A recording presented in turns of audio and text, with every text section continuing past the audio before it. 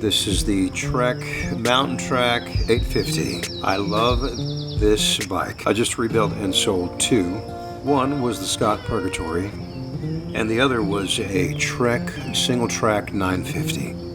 Good times, man. I love this category of bike. It reminds me of my younger days as a mountain biker, coming straight out of BMX and jumping into mountain biking, and realizing there are lots of similarities and lots of differences. So let's get started. Here we go.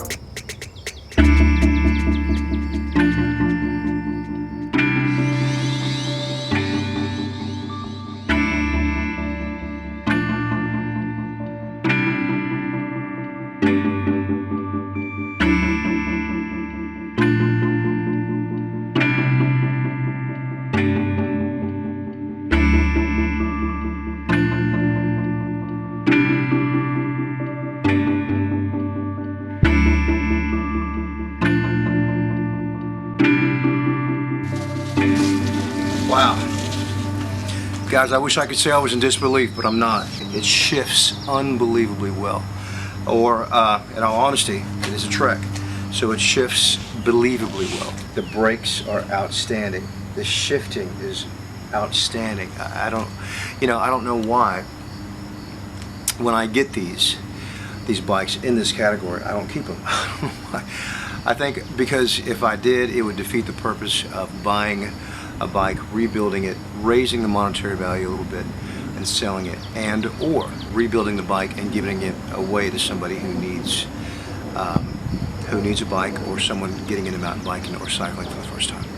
Okay, and especially if they're interested in fitness, and if they're in their later years and they're discouraged by that, I'm here to tell you that shit doesn't matter.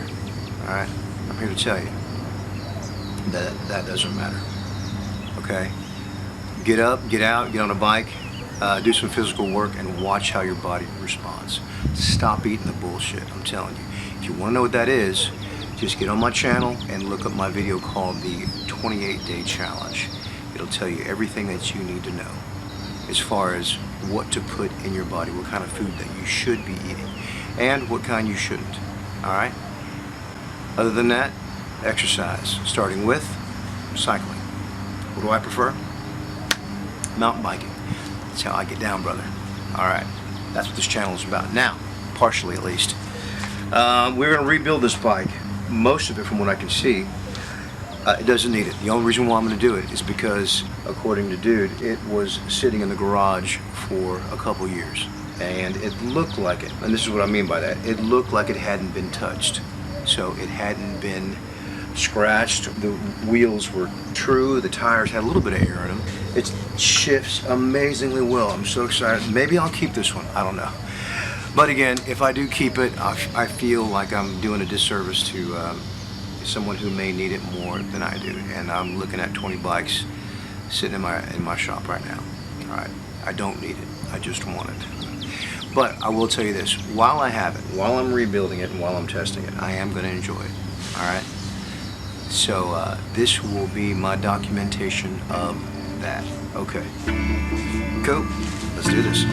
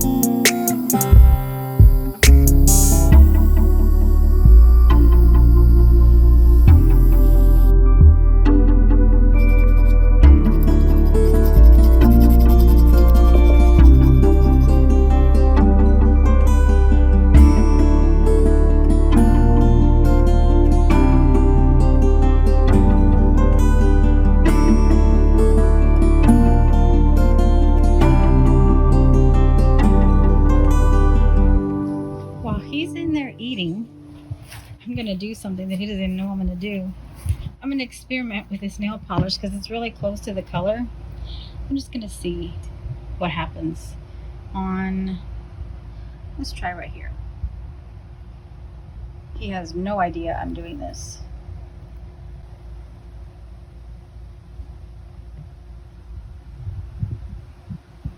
Oh man.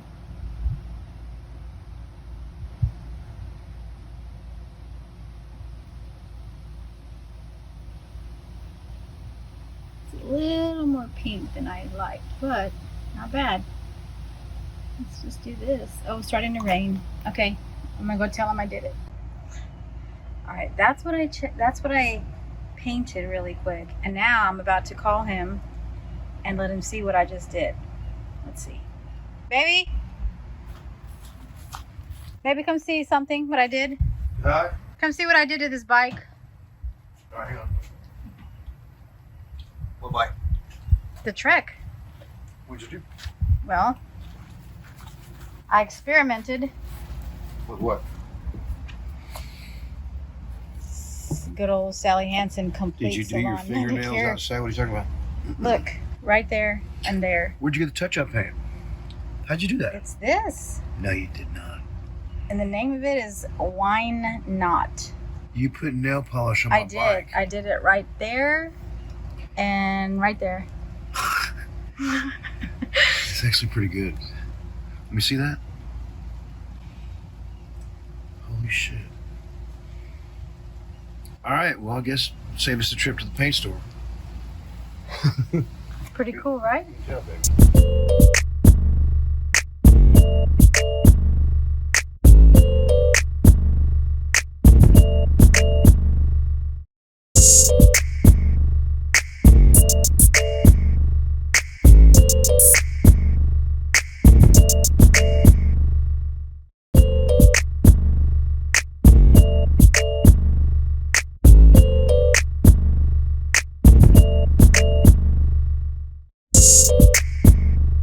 All right, interesting technique on this. It looks like it's dry.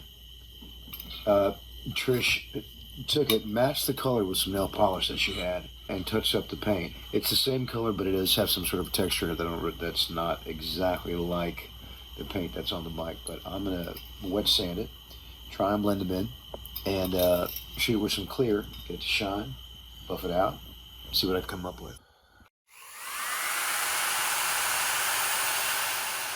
It's about as good as it's gonna get, I suppose, which is actually pretty good. Once the alcohol dries in about 30 seconds, it should be ready to go. All right, so let's shoot some clear on this thing, see how it comes out.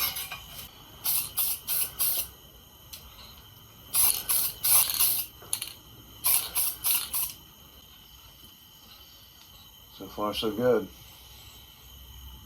It looks like the clear is covering up the fact that the scratches were filled in with fingernail polish. Whatever works, brother. I ain't mad at you. Whatever works. If it works, do it. The end result is the most important thing. Okay? So, we'll let this dry. Wet sand it, buff it out, shoot it again. And repeat that a couple times, maybe a few. And we're going to have ourselves a nice bike. Let's go. Sometimes when you try to spray, whether it be vehicle, bicycle, motorcycle, whatever the case may be, here in Texas, especially in the Houston area, it is very humid. And because of that, it has a profound effect on how your paint responds, how it sticks, and how long it takes to, especially to cure. One hack that I have found that works really well for me, sometimes when I shoot clear, if I do it in what I consider the wrong weather conditions, what is supposed to be a very high luster or a glossy finish ends up being very fuzzy or cloudy.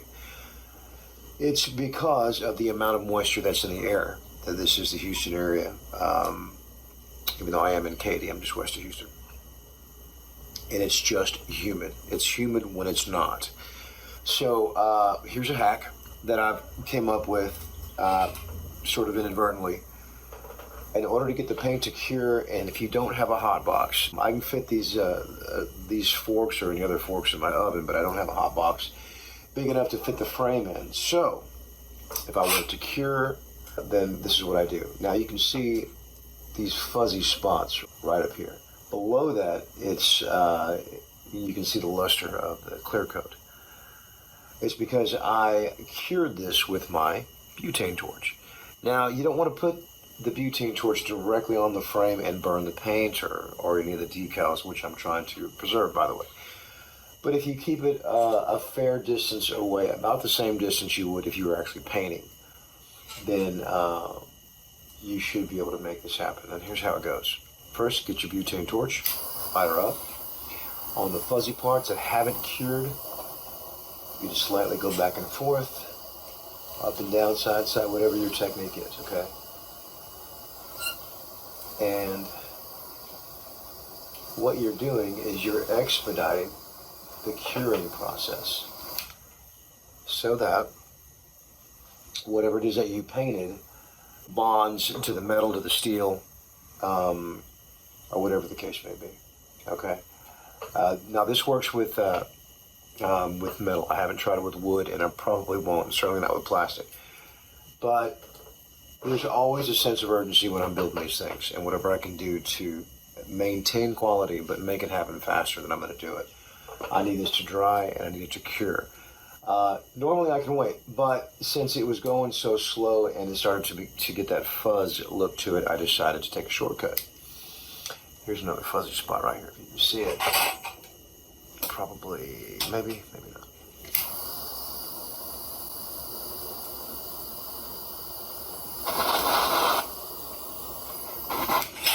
Oh, right here.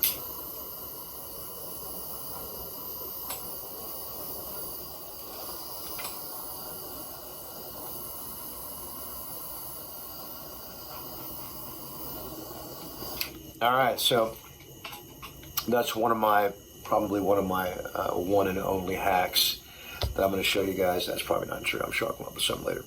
This Trek 850 is next in line, and I am bringing it back to life. Now, when they first manufactured this bicycle, it was a matte or a flat finish, like I had said, but I'm making it shine so I can make it look a little bit newer, give it some more appeal,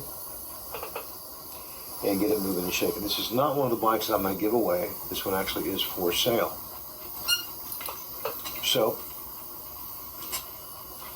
I'm going to put my time and effort into it, bring up its monetary value, then flip it. All right? Cool deal. Catch y'all on the flip. Thanks for hanging with me. Peace.